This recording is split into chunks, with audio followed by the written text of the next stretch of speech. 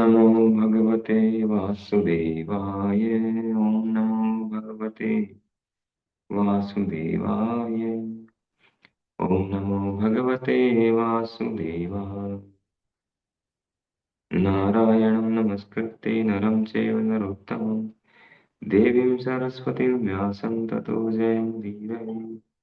नष्टप्रायेषु भद्रेषु नित्यं भागवत सेवया भगवती उत्तमश्लोके भक्तिर्भवति नैष्ठिकी। नमः विष्णुपादाय कृष्णपृष्ठाय भूतले श्रीमते भक्तिवेदान्त स्वामिनिधि नामिने। नमस्ते सारस्वती देवी गौरवाणी प्रचारिणे निर्विशेष शून्यवादी पाश्चात्य देशतारिणे। श्रीमद् भागवतम स्कंद 1 अध्याय 9। भगवान कृष्ण की उपस्थिति में भीष्मदेव का देह त्याग।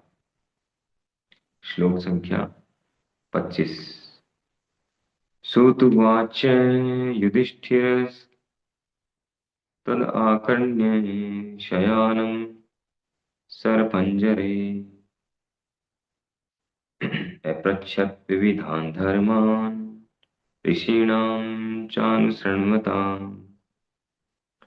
सूत गोस्वामी ने कहा, भीष्मदेव को इस प्रकार आग्रहपूर्ण स्वर में बोलते देखकर महाराज युधिष्ठिर ने समस्त महर्षियों की उपस्थिति में उनसे विभिन्न धार्मिक कृत्यों के अनिवार्य सिद्धांत पूछे। तात्पर्य: भीष्मदेव को आग्रहपूर्ण स्वर में बोलते देखकर महाराज युधिष्ठिर समझ गए कि वे शीघ्र ही प्रयाण करने वाले हैं। अतएव भगवान श्री कृष्ण ने महाराज युधिष्ठिर को प्रेरित किया कि वे धर्म के सिद्धांतों के बारे में उनसे पूछें।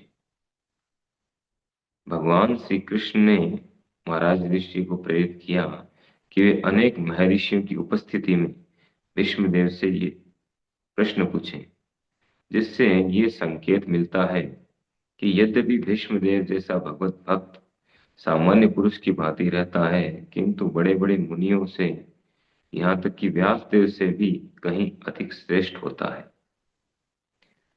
दूसरी बात यह है कि भीष्मदेव उस समय न केवल सरसैया पर लेटे थे, अपितु अपनी इस अवस्था के कारण वे अत्यंत कष्टमय स्थिति में थे। ऐसी अवस्था में उनसे प्रश्न नहीं पूछे जाने चाहिए थे, लेकिन भगवान श्री कृष्ण ये सिद्ध करना चाहते थे कि उनके शुद्ध भक्त सदैव आध्यात्मिक प्रकाश के कारण शरीर तथा मन से पूर्ण रूपेण स्वस्थ रहते हैं। अतएव भगवत भक्त किसी भी अवस्था में रहकर जीवन की सही दिशा बताने में समर्थ होता है। युधिष्ठिर भी चाहते थे कि यहाँ पर उपस्थित व्यक्तियों से, जो भीष्मदेव से भी अधिक विद्वान लगते थे, उनसे न पूछकर करके अपनी समस्याओं का समाधान भीष्मदेव से करें। ये सब चक्रधारी श्री कृष्ण की योजना थी, क्योंकि वे अपने भक्त की महिमा को संस्थापित करना चाहते थे। पिता चाहता है कि उसका पुत्र उसकी अपेक्षा अधिक प्रख्यात बने। भगवान जोर देकर घोषित करते हैं कि उनके भक्तों की पूजा उनकी खुद की पूजा से अधिक महत्वपूर्ण है। श्री प्रभुपाद की जय। तो सूत गोस्वामी जी ये सब घटना बता रहे हैं। भीष्मदेव की श्री कृष्ण की उपस्थिति में भीष्मदेव का देह त्याग। पिछले कई श्लोकों में हमने देखा कि भीष्मदेव महाराज युधिष्ठिर को संबोधित करते हुए भगवान श्री कृष्ण की महिमा, उनके विशेष जो गुण हैं, उनके विषय में बताते हैं। अब इस श्लोक में सूत गोस्वामी जी बता रहे हैं, तो अभी तक भीष्मदेव की जो प्रार्थना है, भगवान से जो प्रार्थना करते हैं अंतिम समय में, वो भी पूरी नहीं, शुरू नहीं हुई। 32वें श्लोक से लेकर के 42वें श्लोक तक वो प्रार्थना बोलेंगे। जब युधिष्ठिर महाराज को सारा उपदेश दे चुके होंगे, सभी प्रकार के उपदेश देने के उपरांत फिर अंत में भगवान श्री कृष्ण से वो प्रार्थना करेंगे। तो यहाँ पर कह रहे हैं कि महाराज युधिष्ठिर ने भीष्मदेव को, तो भीष्मदेव आग्रहपूर्ण स्वर में उनसे बोल रहे थे तो महाराज कृष्ण ने समस्त ऋषियों की, महर्षियों की उपस्थिति में धार्मिक कर्तव्यों के अनिवार्य सिद्धांत पूछे। जितने प्रकार के जो ड्यूटीज हैं, कर्तव्य हैं, वैदिक शास्त्रों के अनुसार, धार्मिक कर्तव्य का अर्थ है वैदिक शास्त्रों के अनुसार हमारे क्या क्या कर्तव्य हैं। वर्णाश्रम के अनुसार क्या कर्तव्य है, वर्ण के अनुसार, जाति के अनुसार, या अ, देश काल परिस्थिति के अनुसार, जो भी है, जैसी व्यक्ति की स्थिति है उसके अनुसार उसका क्या कर्तव्य है। तो ये सब जानना जरूरी है, बहुत महत्वपूर्ण है, कैसे हम व्यवहार करें। नित्य कार्य और नियत कार्य। नियत कार्य अर्थात जो नियति के अनुसार हमें जो स्थिति मिली है, प्रारब्ध के अनुसार, उसके अनुसार किस तरह से हमें एक्ट करना है, जिससे हम लोगों को सही दिशा प्रदान कर सके, किस प्रकार से एक्ट करें। तो ये सारा ज्ञान जो है, ये वो लेना चाहते थे विष्णुदेव से। भगवान चाहते थे कि विष्णुदेव की महिमा पूरे ब्रह्मांड में फैले। तो यहाँ इस तात्पर्य में रूपा जी ने 4 महत्वपूर्ण पॉइंट बताए, जो बहुत ही महत्वपूर्ण है। सबसे पहला बताते हैं कि जो भगवत भक्त है, शुद्ध भक्त है, उसको पहचानना बहुत मुश्किल है। बाहर से देख करके वैष्णव मेरे क्रिया मुद्रा विज्ञे न बुझे। तो वैष्णव हैं, उनकी बाहरी क्रियाओं को देख करके विज्ञे न बुझे, उनको समझ नहीं सकता है कि वास्तव में क्या। हम्म, जैसे एग्जाम्पल के लिए शिव जी हैं। शिव जी परम वैष्णव है, वैष्णव नाम यथा संभव। अब उनको बाहर से और नया व्यक्ति शिव जी को फर्स्ट टाइम देखे, जिसको पता नहीं है शिव जी के बारे में, वो क्या सोचेगा? शिव जी किस तरह से रहते हैं? शमशान की राख लगा करके रहते हैं, सांप गले में है, कमर में है बंधा हुआ, जटाजूट हो रखे हैं, और मुंडमाला, हड्डियों की माला पहने, अघोरी की तरह लगते हैं, अवधूत की तरह, अघोरी की तरह। तो कोई व्यक्ति उनको पहचान नहीं सकता है। जड़ भरत, जड़ भरत का जो भागवतम में हमने स्टोरी पढ़ी, अ, भरत महाराज जड़ भरत के रूप में हो, जब उनका तीसरा जन्म हुआ हिरण के बाद, तो किस तरह से रहते थे? अवधूत की तरह, बाहरी कोई होश नहीं है, बाहरी रूप से केवल एक लंगोटी बांधे रहते थे, और पड़े हैं कहीं भी। खाना मिल रहा है तो ठीक है, जैसा मिल गया वो ठीक है, जला भुना मिला वो ठीक है। उनके जो भाई थे वो खेत में छोड़ दिया उनको, हम्म, पड़ा रहे यहाँ पर, डल माइंड है, किसी काम का नहीं है, काम का न काज का, दुश्मन अनाज का। तो उसको छोड़ दिया खेत में, कि खेत में पशुओं को दूर भगाओ, खेत की रक्षा करो, और हम तुम्हें खाना ला के दे देंगे। तो बचा खुचा जला भुना जो होता था खाना, नीचे का बचा हुआ खुरचन, वो ला करके देते थे भरत महाराज को, जड़ भरत को, और वो वहां पे, लेकिन इंटरनली भगवान की शुद्ध भक्ति चल रही थी उनके अंदर, स्मरणम, हर समय। बाहर से कोई पता नहीं लगा सकता। राजा रघुगण जो है वो भी नहीं पहचान पाई, समझ पाए, बाद में जो उपदेश सुना।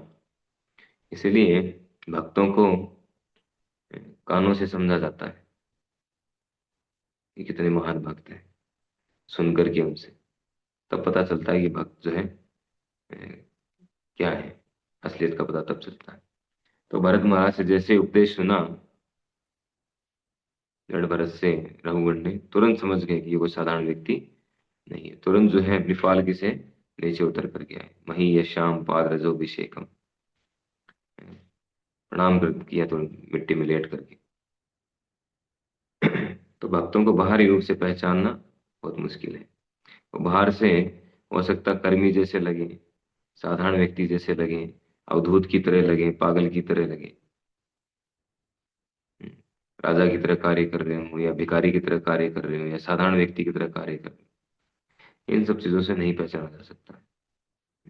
नित्यानंद प्रभु जो है, वैसे तो भगवान है, नित्यानंद प्रभु स्वयं भगवान है, बलराम जी हैं, लेकिन वो भक्त के रूप में आए तो अवधूत की तरह एक्ट करते थे। एक ब्राह्मण जिन्होंने जब नित्यानंद प्रभु ये सब देखा, अवधूत वाले जो हाथ दें, इस तरह का व्यवहार देखा उनका तो कंफ्यूज हो गया। कहा कि सन्यासी हैं और इतने बड़े, सुना है इतना बड़ा नाम है, चैतन्य महाप्रभु के साथ में है, उनसे बड़े हैं, सीनियर हैं, ऐसा कैसा व्यवहार कर रहे हैं।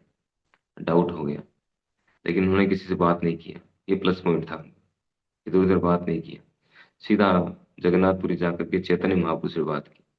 जब चैतन्य महाप्रभु से बात की तो चैतन्य महाप्रभु ने कहा कि यही बात कही, वैष्णवरे क्रिया मुद्रा विज्ञान मुझे, कि ठीक है तुम सही जगह पे आ गए हो, तुमने और किसी से बात नहीं किया, नहीं तो बहुत बड़ा अपराध हो जाता।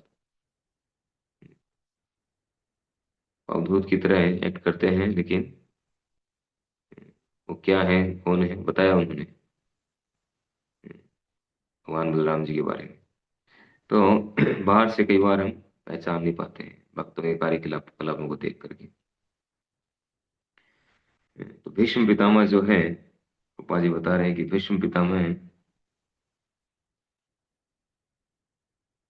यद्यपि भीष्म पितामह जैसा भगवत भक्त सामान्य पुरुष की भांति रहता है, किंतु बड़े बड़े मुनियों से, यहाँ तक कि व्यास देव से भी कहीं अधिक श्रेष्ठ होता है। तो भीष्म पितामह कौरवों के पक्ष में थे, कौरवों के पक्ष में लड़े, कई ऐसी घटनाएं हुई जिसमें प्रश्नवाचक लग जाता है। लोगों के मन में प्रश्न आता है कि भीष्म पितामह ने ऐसा क्यों किया, वैसा क्यों किया, वहां पे बोले क्यों नहीं, उन्होंने उनके पांडवों के विरुद्ध युद्ध क्यों किया। कई तरह के प्रश्न आते हैं। तो इन सब चीजों के पीछे क्या है, क्या राज है, ये घटनाएं क्यों हुई या ऐसा क्यों किया उन्होंने, इस पूरे चैप्टर में प्रभुपाद जी ने क्लियर किया है। पिछले कई श्लोकों में सब क्लियर हो चुका है, क्योंकि ये सब भगवान की योजना थी, भगवान चाहते थे, इसलिए उन्होंने सब किया। तो बाहर से कोई देख करके उनको पता नहीं लगा सकता था कि भीष्मदेव भगवान श्री कृष्ण के इतने बड़े महान भक्त हैं, किसी को पता नहीं था। लेकिन ये जो प्रार्थना करना शुरू करेंगी, पहले जब युधिष्ठिर महाराज को इतना उपदेश देंगे, तो इन उपदेशों के द्वारा पता चलेगा कितने महान व्यक्ति हैं वो, ये पता चलेगा। फिर जब भगवान से प्रार्थना करेंगे तब पता चलेगा कितने महान भक्त हैं। तो बाहरी लक्षणों से कभी भी भक्तों को जज नहीं करना चाहिए।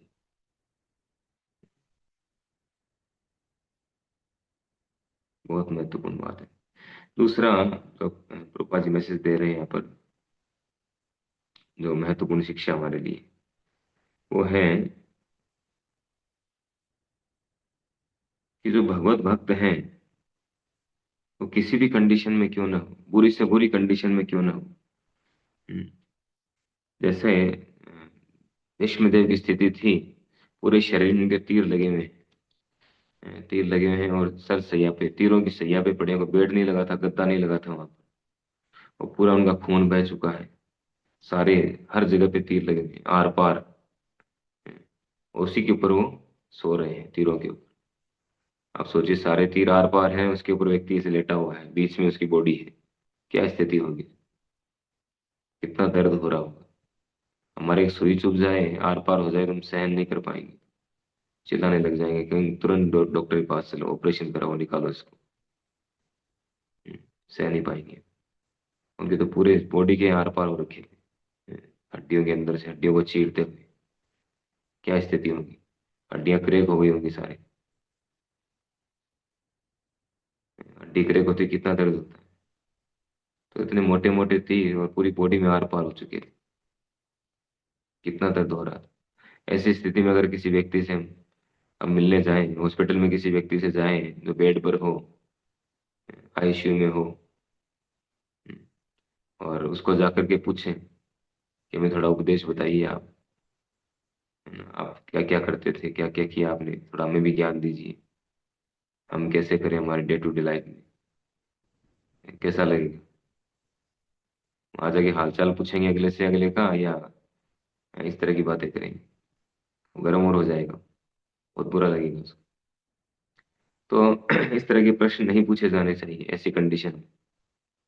लेकिन भीष्मदेव से भगवान खुद उनको प्रेरित करते हैं, अर्जुन को, उनको, युधिष्ठिर महाराज को, ये प्रश्न करो आप, क्योंकि भगवान ये दिखाना चाहते थे कि जो भगवत भक्त हैं वो किसी भी परिस्थिति में क्यों न हो, वो अपने जीवन लक्ष्य को कभी भूलता नहीं, वो भगवान को कभी भूलता नहीं।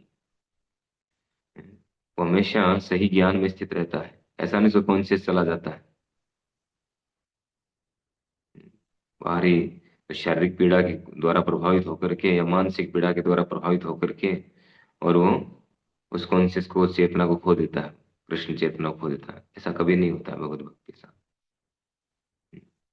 क्योंकि भगवत भक्त जो है वो ब्रह्मभूत प्रसन्न आत्मा, न सोचती न कांक्षती। वो तो प्रसन्न आत्मा है, ब्रह्मभूत अवस्था में है, वो इन सब चीजों से प्रभावित नहीं होता, इनसे ऊपर उठ चुका है।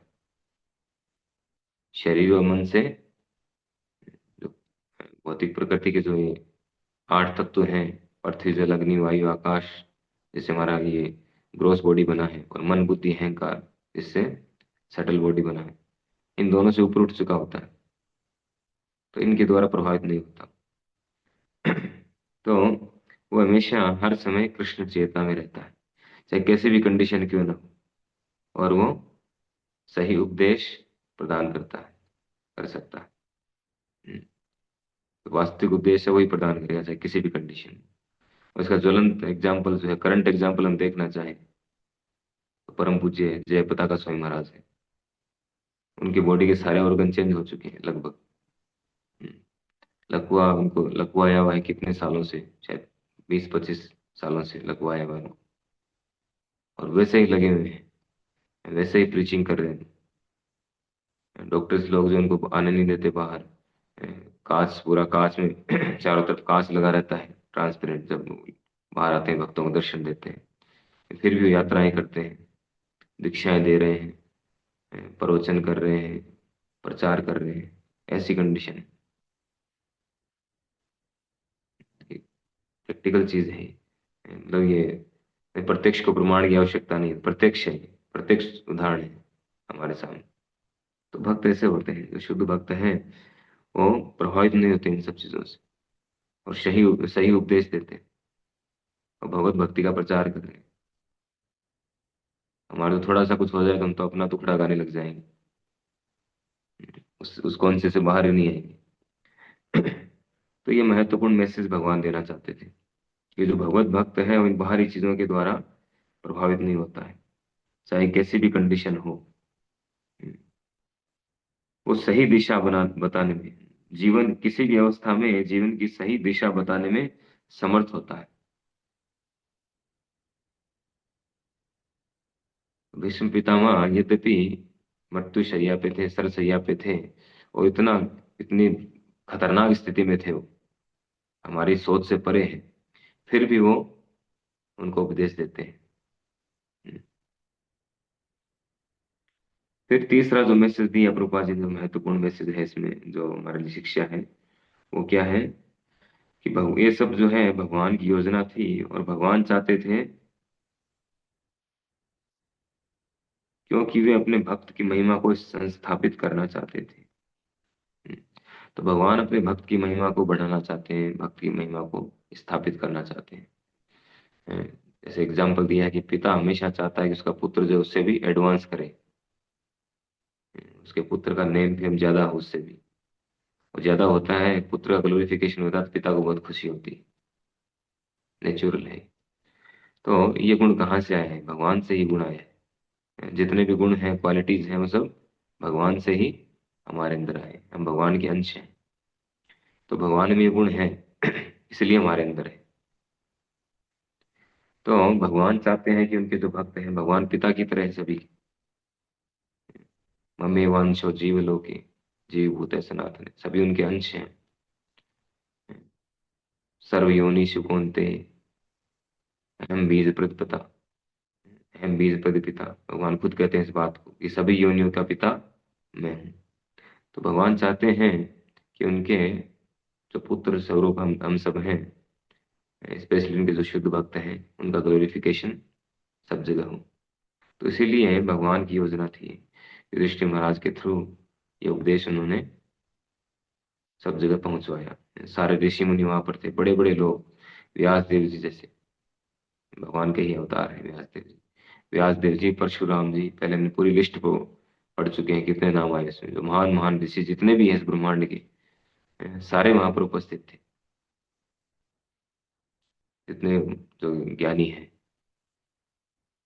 शास्त्रों का ज्ञान रखते हैं, हर तरह का ज्ञान रखते हैं, वो सभी वहां पर उपस्थित थे। और उन सब की उपस्थिति में, ऐसी कंडीशन में भीष्म देव के द्वारा उपदेश दिया जाना बहुत महत्वपूर्ण था। तो ये महत्वपूर्ण एक शिक्षा है कि भगवान चाहते थे कि उनका जो भक्त है उसकी महिमा पूरे विश्व में फैले, पूरे ब्रह्मांड में फैले। चौथी जो महत्वपूर्ण शिक्षा है क्या है, कि भगवान जोर देकर घोषित करते हैं कि उनके भक्तों की पूजा उनकी खुद की पूजा से अधिक महत्वपूर्ण है।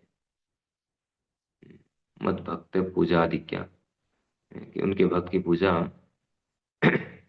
मोर भक्त ना ही पूजे मोर पूजे मात्र, सही दाम्भिक ना ही मोर प्रसादे पात्र। चैतन्य महाप्रभु कहते हैं कि जो केवल मेरी पूजा करता है, मेरे भक्त की पूजा नहीं करता, वह अहंकारी है, दम्भी है, वह कभी मेरी कृपा का पात्र नहीं बन सकता। भगवान कितनी जगह बताते हैं, भागवत में उद्धव जी को बताते हैं।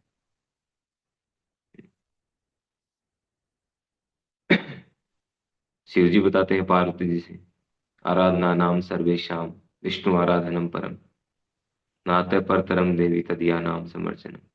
कि सभी प्रकार की जो आराधनाएं हैं, पूजा विधियां हैं, पूजा है, आराधना है, उनमें सर्वश्रेष्ठ आराधना है भगवान विष्णु की आराधना।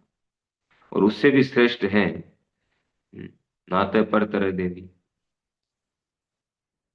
उससे भी परतर श्रेष्ठ आराधना क्या है, तदिया नाम समर्चन, जो उनसे संबंधित है, जो उनके भक्त हैं, उनकी आराधना भगवान की आराधना से भी श्रेष्ठ है। हम्म, कितनी जगह पढ़ते हैं, हम सुनते हैं।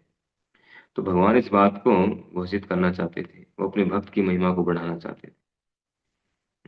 कि भक्त कितना महत्वपूर्ण है।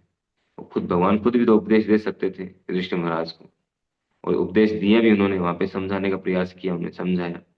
क्योंकि लेकिन भगवान चाहते थे कि मेरे से न समझे, क्योंकि अंदर में परमात्मा रूप में भगवान है, अंदर से मना कर रहे थे वो, युधिष्ठिर महाराज को समझने नहीं दे रहे थे, क्योंकि वो चाहते थे भीष्म देव के द्वारा समझे। तो इसीलिए उन्होंने भगवान की योजना थी और उन्होंने उनको समझने नहीं दिया, और भीष्म देव के द्वारा उनको ये उपदेश जो है समझवाया। तो भगवान ये समझाना चाहते थे, क्योंकि भक्त की महिमा, भक्त की पूजा जो है अधिक महत्वपूर्ण है। जैसे अ, एक घटना आती है, तो महाराज इंद्रधुन, महाराज इंद्रधुन जंगल में रहते थे, सब कुछ छोड़ छाड़ के चले गए थे, और वहां जाके भगवान विष्णु का श्री विग्रह बना करके पूजा करते थे, पूजा कर रहे थे एक दिन, है ना, आरती पूजा कर रहे थे, अर्चन कर रहे थे बैठ करके। तो उसी समय वहां पर आए